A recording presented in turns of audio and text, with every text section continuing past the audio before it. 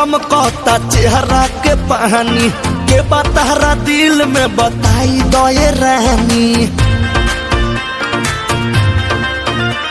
दिनों को दिन चमकता चेहरा के पानी के बतारा दिल में बताई दो ये रानी। काहे? स्टार सुपरस्टार सब आपके दीवाने हैं, तो आप क्या कहना चाहेंगे? अरे दीवाने हैं तभी तो हम चर्चे में हैं, लेकिन मैं उनको अपने काबिल नहीं समझती।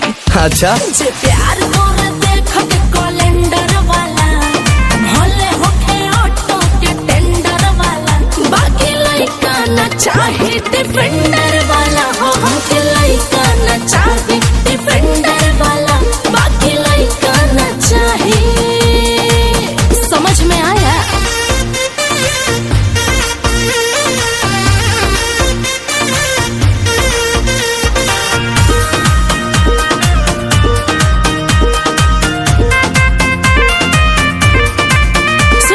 बड़ बोला से मैं कभी बात नहीं करती हूँ, मैं तो किसी के यहाँ बाप से न डरती हूँ, मैं तो अपने मन के हिसाब से जीती हूँ।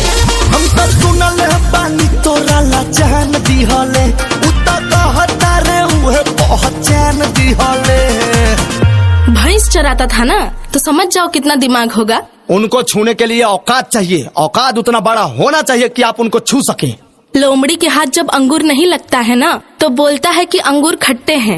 तो अपना ही पसंद बता दीजिए। हम क्यों पसंद वाले स्प्लेंडर वाला, भले पिके लौटे स्प्लेंडर वाला, बाकी लइका न चाहे डिफेंडर वाला हो, के लइका न चाहे डिफेंडर वाला, बाकी लइका न चाहे।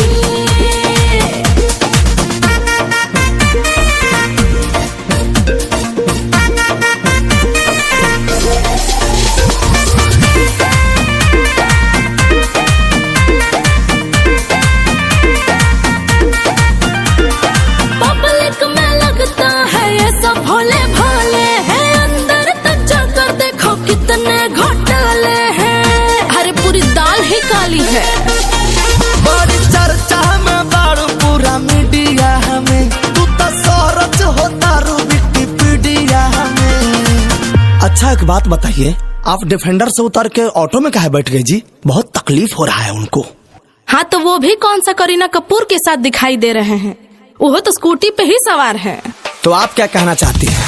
ठेला वाला हो या सिलेंडर वाला, छोपी होके आकर जितेंद्र वाला, हमके लइका न चाहे डिफेंडर वाला हो, हमके लइका न चाहे डिफेंडर वाला, बाकी लइका न चाहे।